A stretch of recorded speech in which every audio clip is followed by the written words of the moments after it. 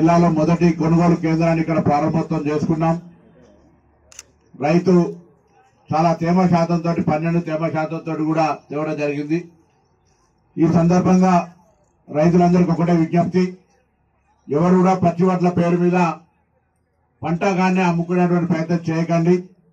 తప్పకుండా కొనుగోలు కేంద్రానికి తీసుకొస్తే మీకు మద్దతు ధర రావడంతో పాటుగా ఎక్కడ కూడా తూకంలో మోసం లేకుండా డబ్బులకు సంబంధించిన పేమెంట్ విషయంలో కూడా ఎక్కడ ఇబ్బంది జరగకుండా జరుగుతూ ఉంటుంది.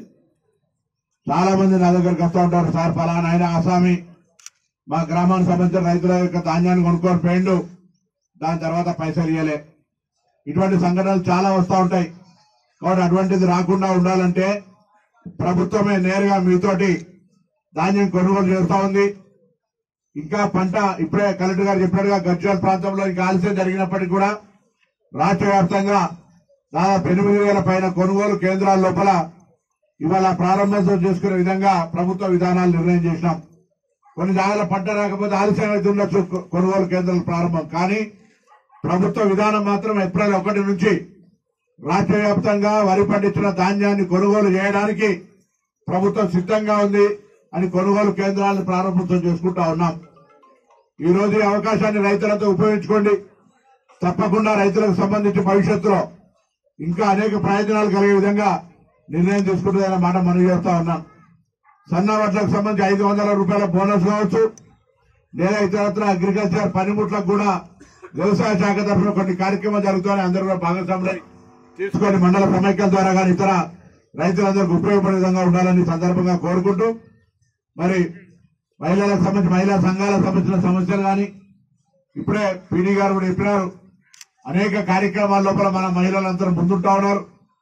భవిష్యత్తులో ఇప్పుడే ప్రభుత్వం కూడా మహిళా సంఘాల ద్వారా సోలార్ ప్లాంట్ కానీ ఇతరత్ర ఉపాధి అవకాశాలు మెరుగుపడే అనేక పథకాలు తీసుకొస్తా ఉంది. ఆర్టీసీ కూడా రాష్ట్రంలో ఉన్నటువంటి 600 మండల సమైక్యం ద్వారా బస్సులు కొనుగోలు చేసి ఆర్టీసీ నడిపే విధంగా తీసుకుంటాం. ఎందుకంటే మహిళలందరూ ఉచితంగా ప్రయాణం చేస్తున్న సందర్భంలో మండల మహిళా సంఘాలు కూడా బస్సు ఓనర్లుగా ఉండాలనే ఆలోచనతో నిర్ణయం తీసుకున్నాం. దాంతో పాటుగా ఇంకా ఏదైనా కార్యక్రమాలు ప్రభుత్వం అన్ని రకాలుగా మహిళలకు ప్రాధాన్యత ఇవ్వాలి. ఇందిరమ్మ ఇళ్లకు సంబంధించి కూడా ఎంపిక ప్రక్రియ ఇప్పటికే మీ దగ్గర సర్వే జరిగింది.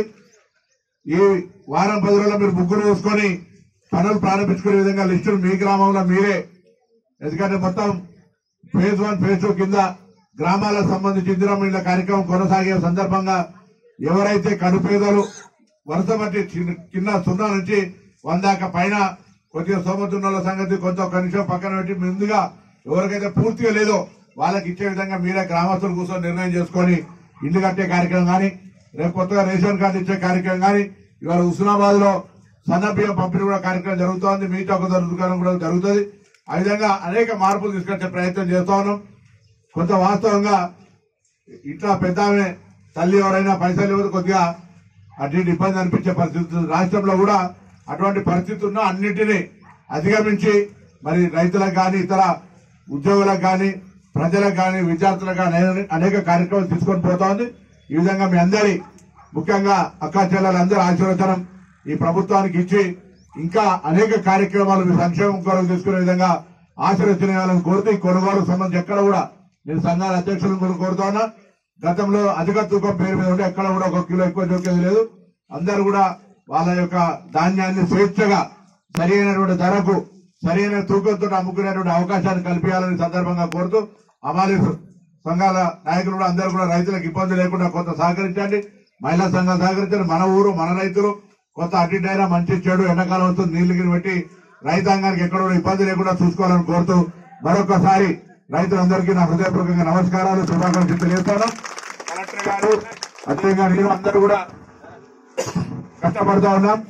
గౌరవాలకు సంబంధించినటువంటి ప్రాజెక్టులు కూడా తొందరగా కాలువల ద్వారా నీళ్లు తీసుకురావడానికి దయచేసి కొద్ది వరకు ఇబ్బంది అయినా దానికి అందరూ సహకరించండి. తప్పకుండా మీ అందరికీ తప్పకుండా మరి భవిష్యత్తు లోపల నీళ్లు తీసుకొచ్చే కార్యక్రమం బాధ్యత కూడా అందరం కూడా అధికారులు మేము కలిసి చేస్తున్న మాట మనగిస్తూ మరొకసారి అందరికీ హృదయపూర్వకంగా నమస్కారం చెప్తూ సెలవు తీసుకుంటాను. మరిన్ని వీడియోస్ కోసం ఛానల్ ని సబ్స్క్రైబ్ చేయండి. లేటెస్ట్ అప్డేట్స్ కోసం వాట్సాప్ ఛానల్ ని ఫాలో అవ్వండి. ఆ లింక్ డిస్క్రిప్షన్ లో ఉంది.